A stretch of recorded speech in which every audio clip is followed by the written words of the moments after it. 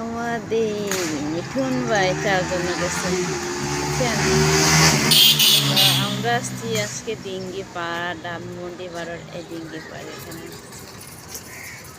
তো বাইক থেকে নামলাম, এই হচ্ছে আমাদের বাইক বাইক থেকে নামলাম। তো বাইক থেকে নামতে নামতে বলতেছিলাম যে চা তো বানতে হ্যাঁ না, অবশ্যই চা কেন হবে না, চা তো হতেই হবে। তো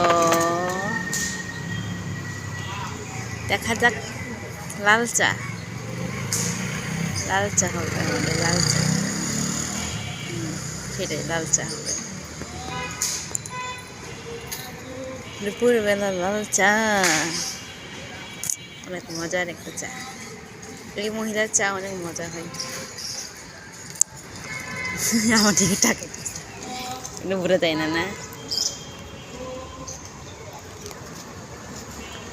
আমাদের মিঠুন ভাই আসছি লাল চা নিয়ে।